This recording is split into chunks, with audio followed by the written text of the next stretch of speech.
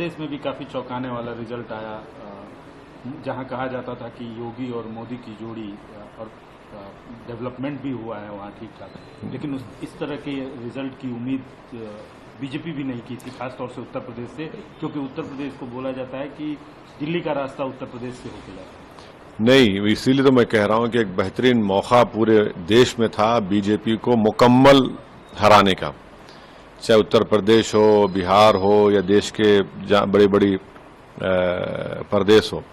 तो उत्तर प्रदेश में जाहिर है अब लोग ये समझ रहे थे कि इनविजिबल है, इनविजिबल को होता नहीं है। जब इंदिरा गांधी को लोग हरा सकते हैं, जब बड़े बड़े नेताओं को हरा सकते हैं, तो ये लोग क्या हैं। तो इसीलिए जहां से जिस प्रदेश से प्रधानमंत्री खुद आते हैं, आज वहीं पर उसके अतराफ में जितनी सीटें हार गए, बनारस के अतराफ में कितनी सीटें हार गई बीजेपी, आप देख लीजिए कितनी सीटें हार गई। माने जो बोलते थे कि नहीं अतराफ में पूरा उनका बड़ा जोर है, शोर है, ना जोर है, ना शोर है, ना कुछ नहीं, अब सन्नाटा है। मगर क्या प्रधानमंत्री एक बैसाखियों के सहारे सरकार चलाएंगे? अगर वो बनाते हैं मोदी जी तो देखना पड़ेगा।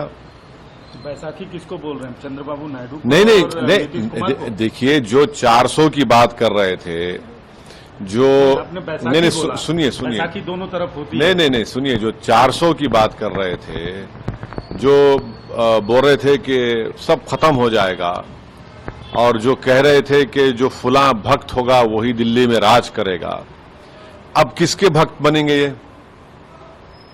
अब किसके इशारे पे काम करेंगे? तो ये देखना पड़ेगा, ये देश देखना चाह रहा है।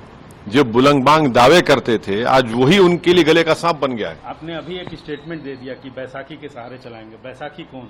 बहुत है, बहुत होंगे, आप देखते जाइए। कल के बाद बहुत सी चीजें, अभी तो पूरा मुकम्मल रिजल्ट तो नहीं आया ना। हमको लगता है कि बीजेपी 272 का मार्क नहीं टच करेगी, लगता है। जब हो सकता है कि मैं गलत भी हो जाऊं, मगर जब काउंटिंग हो रही है, बड़े बड़े उनके नेता हार रहे हैं। आप मुजफ्फरनगर से हार गए, संगीत सोम में मंत्री रहे उनके, जो कहते थे कि कुछ नहीं होगा, वो हार गए हैं। तो देखिए